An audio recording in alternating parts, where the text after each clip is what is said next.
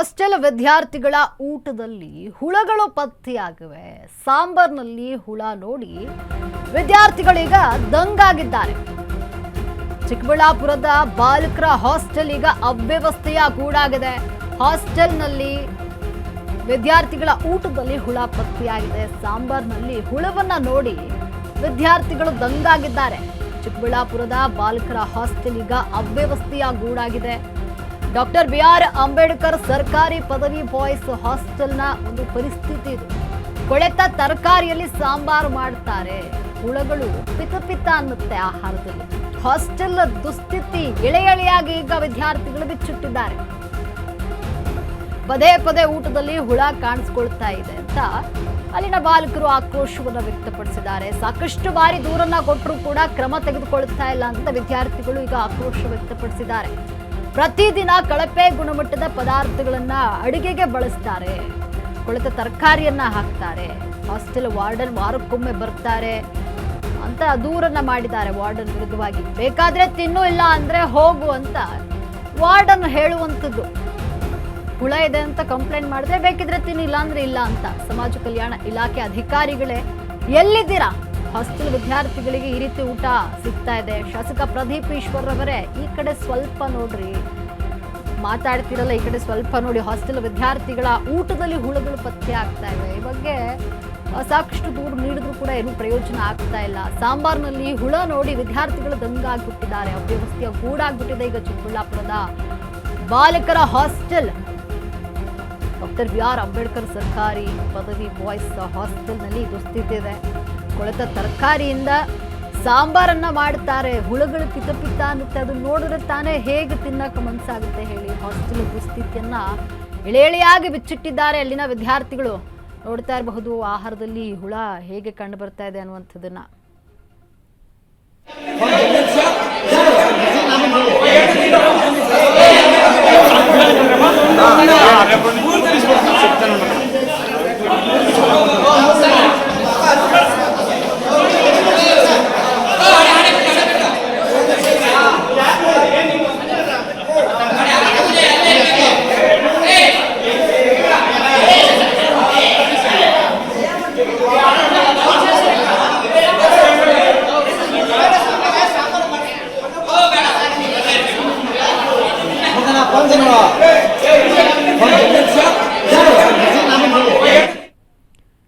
ಏನು ಹಾಸ್ಟೆಲ್ನಲ್ಲಿ ಆಹಾರದಲ್ಲಿ ಹುಳ ಕಂಡು ಬಂದಿದೆ. ವಾರ್ಡನ್ ಈ ಬಗ್ಗೆ ದೂರು ಕೊಟ್ಟರು ಕೂಡ ಯಾವುದೇ ರೀತಿಯ ಪ್ರತಿಕ್ರಿಯೆಯನ್ನು ನೀಡ್ತಾ ಇಲ್ಲ. ಈ ಬಗ್ಗೆ ಹೆಚ್ಚಿನ ಮಾಹಿತಿಯನ್ನು ನೀಡಲು ನಮ್ಮ ಪ್ರತಿನಿಧಿ ರಾಮು ದೂರವಾಣಿ ಸಂಪರ್ಕದಲ್ಲಿದ್ದಾರೆ.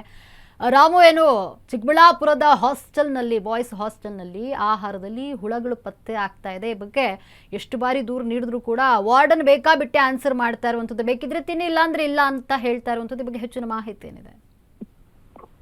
ಖಂಡಿತವಾಗ್ಲೂ ಲಕ್ಷ್ಮಿ, ಏನೋ ಒಂದು ವಿದ್ಯಾರ್ಥಿ ಜೀವನದಲ್ಲಿ ಮಹತ್ವದ ಘಟ್ಟವಾಗಿರುವಂತ ಏನು ಹಾಸ್ಟೆಲ್ ಜೀವನ ಏನಿರುತ್ತೆ, ಈ ಹಾಸ್ಟೆಲ್ ಜೀವನದಲ್ಲಿ ಬಹುತೇಕ ಹುಳ ಉಪ್ಪುಗಳಲ್ಲಿ ಬೇಯಿಸಿರುವಂತಹ ಆಹಾರನ ಸೇವನೆ ಮಾಡಬೇಕು ಅನ್ನುವಂಥದ್ದು ಏನು ಒಂದು ಸರ್ಕಾರಿ ಅಧಿಕಾರಿಗಳ ಒಂದು ಬೇಜವಾಬ್ದಾರಿ ನಿರ್ಲಕ್ಷ್ಯಕ್ಕೆ ಒಂದು ಘಟನೆ ಸಾಕ್ಷಿ ಆಗುತ್ತೆ.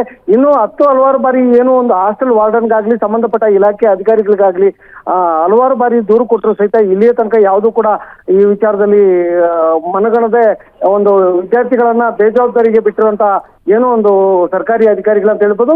ಇನ್ನು ಪರಿಶಿಷ್ಟ ಜಾತಿ ಮತ್ತು ಪರಿಶಿಷ್ಟ ಪಂಗಡದ ಏನು ಒಂದು ಹಾಸ್ಟೆಲ್ಗಳು ಇರ್ತವೆ, ಆ ಹಾಸ್ಟೆಲ್ಗಳಲ್ಲಿ ಬಹುತೇಕ ಏನು ಕಳಪೆ ಗುಣಮಟ್ಟದ ಆಹಾರ ಮತ್ತೆ ಕೊಳೆತ ಸ್ಥಿತಿಯಲ್ಲಿ ಇದ್ದಂತ ತರಕಾರಿಗಳನ್ನ ತೆಗೆದುಕೊಂಡು ಒಂದು ಬೇಯಿಸಿ ವಿದ್ಯಾರ್ಥಿಗಳಿಗೆ ನೀಡಲಿಕ್ಕೆ ಒಂದು ಹಾಸ್ಟೆಲ್ ವಾರ್ಡನ್ಗಳು ಸಾಕ್ಷಿ ಆಗುವಂಥದ್ದು.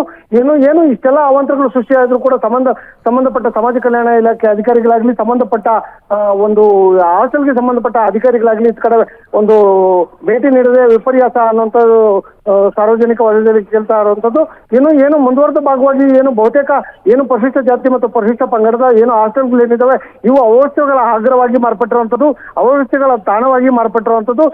ಏನು ಈ ಒಂದು ಕೊಡುವಂತ ಆಹಾರ ಗುಣಮಟ್ಟದ್ದಲ್ಲ, ಒಂದು ಕಳಪೆ ಗುಣಮಟ್ಟದಿಂದ ಕೂಡಿರುವಂತಹ ಆಹಾರ ಅನ್ನುವಂಥ ವಿದ್ಯಾರ್ಥಿಗಳ ಅಳಲಾಗಿರುವಂಥದ್ದು.